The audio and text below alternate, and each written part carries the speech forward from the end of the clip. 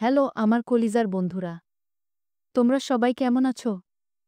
আমি জানি এই শীতে তোমরা কেউ ভালো নেই।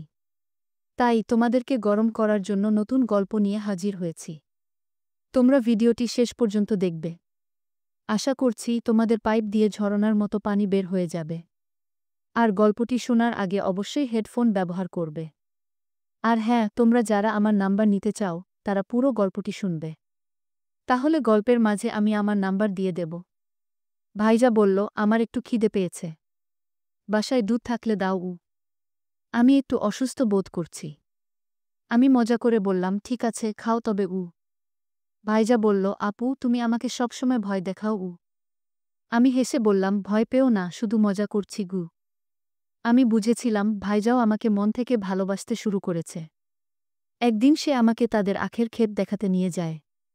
আখের ক্ষেতের মাঝখানে নিয়ে তারপর আমার নাম প্রিয়া এবং আমি একটি শহরের বাসিন্দা। আমার বয়স 2-1 বছর। আমি দেখতে অনেক সুন্দর। সবাই বলে বাইরে বের হলে ছেলেরা আমার দিকে চেয়ে থাকে। মনে হয় তারা আমাকে কিছু বলতে চায়। কিন্তু তাদেরকে আমি পাত্তাও দিতাম না। কারণ আমি মন থেকে একজনকে ভালোবাসি। আমি সবসময় আমার পরিবারের প্রতি যত্নশীল ছিলাম। আমার এক চাচাতো ভাই প্রবীণ। সে আমার চাচার ছেলে। প্রবীণ আমাদের বাড়িতে ছুটি কাটাতে এসেছিল। তাকে আমি অনেক আগে থেকেই ভালোবাসতাম, কিন্তু তাকে বলা হয়নি। যেহেতু আমার কোনো আপন ভাই নেই, তাই আমার বাবা তাকে নিজের ছেলের মতোই দেখতেন। আমি এবং প্রবীণ একসাথে অনেক ভালো সময় কাটিয়েছি। তাকে এইভাবে কাছে পাব কখনো ভাবি নাই। প্রবীণ 12তম শ্রেণী পাস করেছে এবং ছুটির সময় আমাদের শহরে এসেছিল। আমার বাবা মা প্রবীণকে খুব পছন্দ করতেন এবং আমরা সবাই একসাথে অনেক মজা করতাম। যেদিন প্রবীণ আমাদের বাড়িতে আসে আমি খুবই আনন্দিত ছিলাম। আমি একটি জিন্স এবং টপ পরেছিলাম, যা আমার সাধারণ পোশাকের মধ্যে অন্যতম। আমাকে অনেক সুন্দর লাগছিল। সে আমাকে দেখে অবাক হয়ে যায়। আমি তাকে পটানোর জন্য এসব করতাম যাতে সে আমার প্রতি আকৃষ্ট হয়। আমাদের গল্পগুলো শোনো, কিন্তু সাবস্ক্রাইবই করো না দয়া করে। গল্পগুলো ভালো লাগলে ভিডিওটি লাইক, শেয়ার এবং চ্যানেলটি সাবস্ক্রাইব করো প্লিজ। পরের দিন সকালে আমি এবং প্রবীণ একসাথে অনেক গল্প করি। আমি সেদিন একটি সুন্দর সালোয়ার কামিজ পরেছিলাম। প্রবীণ মজা করে বলেছিল যে আমাকে নাকি খুব সুন্দর লাগছিল। আমরা দুজনেই সারাদিন একসাথে ঘুরে বেরিয়েছিলাম এবং অনেক আনন্দ করেছি। আমি তার সাথে দিন দিন অনেক ফ্রি হতে থাকি। কারণ আমি তাকে অনেক পছন্দ করতাম। আমি তাকে অনেক পার্সোনাল কথা বলতাম। আমাদের এই স্মৃতিগুলো আজও মনে আছে। আমি সবসময় এই সুন্দর মুহূর্তগুলোকে স্মরণ করতাম। ভাইয়া যখন এলো সে মজা করে বলল, আমার জন্য এত সাজগোজ করার দরকার নেই। আমরা হাসতে লাগলাম এবং দুজনেই বেশ ভালো সময় কাটাচ্ছিলাম। কিছুক্ষণ পরে মা খাবার খেয়ে পাশের আন্টির বাড়িতে গেলেন। আমি লক্ষ্য করলাম ভাইজা আমার দিকে একটু তাকালো এবং হাসি দিয়ে বলল, তুমি আমাকে এমনভাবে মজা করছো কেন? আমি আবারও হেসে উঠলাম এবং বললাম, আমার ভালো লাগে তাই তোমার সাথে মজা করছি। আমি তাকে অনেক জ্বালাতাম। কিছুক্ষণ পর আমরা একসাথে বসে চা পান করছিলাম। সে মজা করে বলল, এই দুধ চা আমি খাবো। এই ধরনের মজার কথাবার্তায় আমরা বেশ আনন্দ করছিলাম। ভাইজা মজা করে বলল, আপু তুমি বেশ মজার হয়ে গেছো। আমি হাসতে হাসতে বললাম, ভাইয়া তুমি জানো কি আমাদের চাচা তার চাচিকে বিয়ে করেছেন। এমন সব ছোটখাটো কথা নিয়ে আমাদের মধ্যে মজার আলোচনা চলছিল, যাতে সে বুঝতে পারে আমি কি চাই। কারণ আমি তাকে মন থেকে অনেক ভালোবাসছিলাম। আমি আমার চাচাতো ভাইকে বিয়ে করতে চেয়েছিলাম। তাই আমি তার পিছু সবসময় লেগে থাকতাম। তার ভালোবাসার জন্য আমরা দুজনেই একটু আনন্দ করতে চেয়েছিলাম, কিন্তু সেটার মধ্যে কোনো অসৎ উদ্দেশ্য ছিল না। আমি ভাইয়াকে বোঝানোর চেষ্টা করলাম। কিন্তু তিনি মজা করে বললেন, না আপু আমি এসব করব না। দুপুরের পর মা ঘরে ফিরে আসেন এবং আমরা সবাই একসাথে পার্কে ঘুরতে যাই। সন্ধ্যায় আমরা বাড়ি ফিরে আসি এবং রাতে আমরা সবাই একসাথে ডিনার করি। রাতের দিকে আমি ভাইয়াকে আমার রুমে ঘুমাতে বললাম। কিন্তু তিনি বললেন, না আপু এটা ঠিক হবে না। আমি তাকে বোঝানোর চেষ্টা করলাম। কিন্তু ভাইয়া বললেন, আমি তোমাকে খুব পছন্দ করি, কিন্তু আমাদের সম্পর্কটা পরিবারের জন্য খুব গুরুত্বপূর্ণ। আমি বললাম, ঠিক আছে। তোমার যদি কোনো আপত্তি না থাকে তাহলে আমরা শুধু মজাই করব। ভাইজান হেসে বললেন, না আপু তুমি ভুল বুঝবে না। আমি তোমাকে খুব সম্মান করি। রাতে আমি তাকে আবার আমার রুমে ডেকে নিয়ে আসলাম। আমরা রাতের দিকে আবার কিছুক্ষণ কথা বললাম। হঠাৎ করে মায়ের ঘর থেকে কিছু শব্দ পেলাম। আমি বললাম, দেখি আবার কি হয়েছে গি? বাবা মাঝে মাঝে একটু বেশি মদ পান করে ফেলেন। তখন মা তাকে বেশ ধমক দিচ্ছিলেন। ভাইয়া মজা করে বলল, না দিদি, তুমি ভুল শুনেছ। এমন কিছু হচ্ছে না গি। কিন্তু তখনই আমরা মায়ের ঘর থেকে একটা চিৎকার শুনতে পেলাম। ভাইজা বলল, চলো দেখি মা কি বলছে গি। আমরা মায়ের রুমে যাই, কিন্তু দরজা বন্ধ ছিল। জানালা দিয়ে উকি মারলেও কিছু দেখা যাচ্ছিল না, কারণ ঘরে অন্ধকার ছিল। মা আবার চিৎকার করলেন, আর আমরা বুঝতে পারলাম কিছু একটা ঘটছে। হঠাৎ আমরা দেখলাম বাবা মায়ের সাথে কিছু কথা বলছেন। আমরা দুজনেই একটু চিন্তিত হয়ে গেলাম। কিন্তু মা বাবা হাসছিলেন। আমরা দুজনেই বুঝেছিলাম কি হচ্ছিল ওখানে। আমরা হাসতে হাসতে আমাদের রুমে ফিরে এলাম। আমি বললাম, সব ঠিক আছে, তারা ভালো সময় কাটাচ্ছে গি। আমার কথা শুনে ভাইয়া একটু লজ্জা পেল। ভাইজা তখন বলল, আমার একটু খিদে পেয়েছে। বাসায় দুধ থাকলে দাও উ। আমি মজা করে বললাম, ঠিক আছে, খাও তবে উ। ভাইজা বলল, আপু, তুমি আমাকে সবসময় ভয় দেখাও উ। আমি হেসে বললাম, ভয় পেও না, শুধু মজা করছি গু। আমি বুঝেছিলাম ভাইজাও আমাকে মন থেকে ভালোবাসতে শুরু করেছে। আমি তখন বললাম, তুমি যদি কিছু করতে চাও, তবে মনে রেখো আমাদের সম্পর্ক খুবই গুরুত্বপূর্ণ উ। ভাইজা বলল, না দিদি, কিছু ভুল হলে আমি সামলাতে পারব না গি। পরে আমি বললাম, আম্মার রুম থেকে বলটা নিয়ে আসো। আমরা কিছু খেলতে পারি উ। কিন্তু ভাইজা একটু ভয় পেয়ে বলল, না আপু, আমি তোমাকে কাল বাজার থেকে নতুন বল এনে দেব। রাতে আমরা সবাই ঘুমিয়ে পড়লাম। সকালে যখন উঠে দেখি ভাইয়া এখনো ঘুমাচ্ছে। আমি তখন মাকে কাজে সাহায্য করতে লাগলাম। পরে বাবা ব্যাংকে চলে গেলেন, আর আমি ভাইয়ার ঘরে গিয়ে বললাম, চা বা দুধ কোনটা খাবে? ভাইয়া হেসে বলল, দুধ না দিদি, প্লিজ। আমি শুধু সকালে চা খাব। এখন পর্যন্ত রাতে যে দুধ খেয়েছি সেটাই পুরোপুরি হজম হয়নি গু। ভাইয়া হাসতে হাসতে বলল।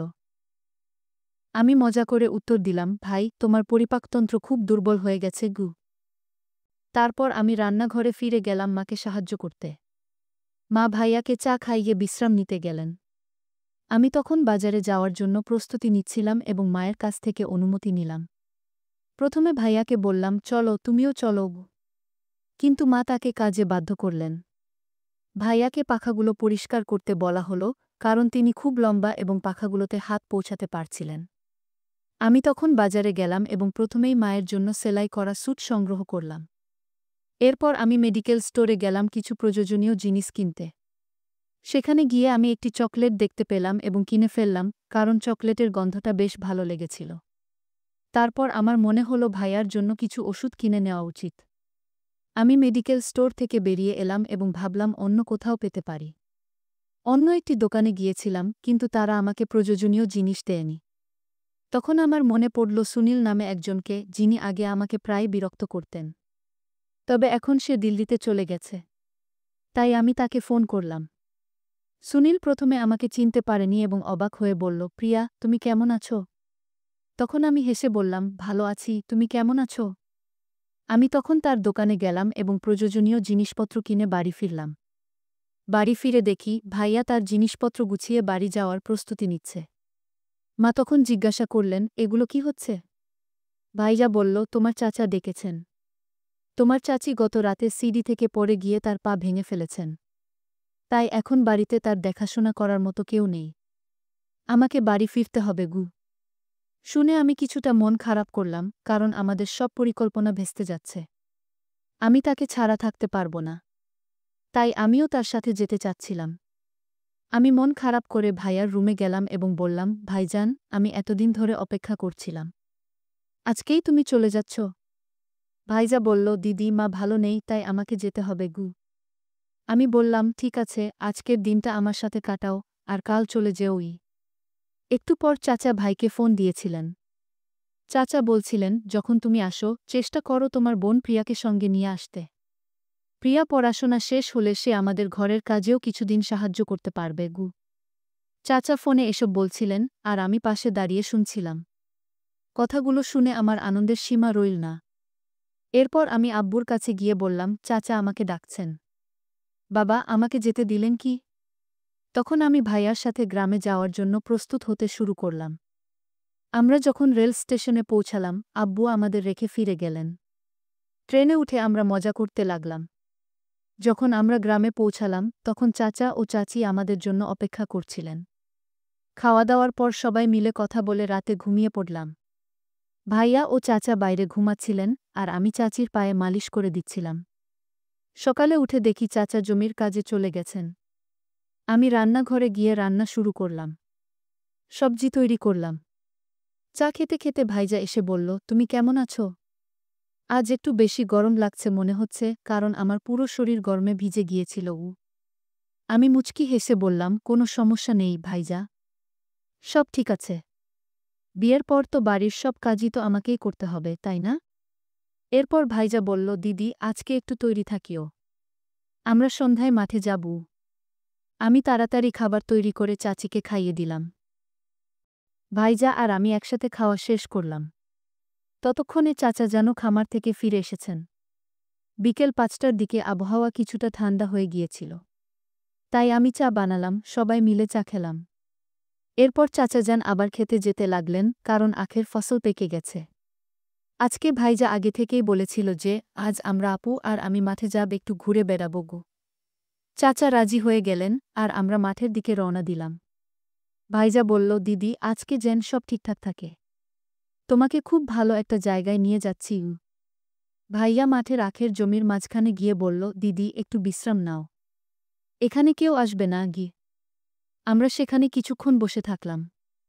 এরপর ভাইজা বলল, চলো এখন বাড়ি ফিরি। অনেকটা সময় হয়ে গেছে গি। আমরা শান্তিতে ফিরলাম। আমাদের বাসায় ফেরা উচিত ছিল, যাতে বাবা চিন্তা না করেন। তবে ভাইজা আমাকে বাইকে করে নিয়ে এলেন। আমরা ফিরে এসে রান্নাঘরে বসে আড্ডা দিতে লাগলাম। ভাইজা মজা করছিলেন, আর আমরা হাসাহাসিতে মেতেছিলাম। রাতের খাবারের পর ভাইজা কিছুক্ষণ আরাম করলেন। সন্ধ্যায় আমি তাকে বলেছিলাম আমার কিছু ওষুধ দরকার, তবে কয়েকদিন ধরে আমার কাছে ছিল না গি। ভাইজা বললেন, চলো আপু আমরা একটু হাঁটতে যাই। আখের খেতে যাবো। আমরা কিছুক্ষণ হাঁটলাম আর সেখানেই খোলামেলা কথা বলতে লাগলাম। ভাইজা বলল, যা সত্য তা লুকিয়ে রাখা যায় না গি। একদিন আমরা বাড়িতে ভালো সময় কাটাচ্ছিলাম, তখনই চাচি আমাদের দেখে ফেলেন। পরে চাচি চাচাকে বলে দেন। বাড়িতে একটা পরিস্থিতি তৈরি হয়েছিল, আর আমাদের উপর চাচা তখন রেগে গিয়েছিলেন। আমরা সবকিছু স্বীকার করে নিলাম এবং আমাদের ভুলের জন্য সবার কাছে ক্ষমা চাইলাম। এরপর পরিবার আলোচনা করে সিদ্ধান্ত নিল যে আমাদের সম্পর্কটাকে আরেক ধাপে এগিয়ে নেওয়া উচিত। তাই তারা আমাদের বিয়ের পরিকল্পনা করলেন, যাতে সবকিছু সুন্দরভাবে হয়। কয়েকদিন পর আমাদের বিয়ে হলো, যা আমি চেয়েছিলাম আর ভাইরাও চেয়েছিল। এটাই কারণ আমরা দুজন দুজনকে অনেক ভালোবেসে ফেলেছিলাম। এখন আমরা অনেক সুখে আছি। এখন আর কিছু লুকাতে হয় না। গল্পটা কেমন লাগলো জানাতে ভুলবে না। আরও মজার মজার রোমান্টিক গল্প শুনতে চাইলে ভিডিওটি লাইক, শেয়ার এবং চ্যানেলটি সাবস্ক্রাইব করতে ভুলবে না। ধন্যবাদ বন্ধুরা।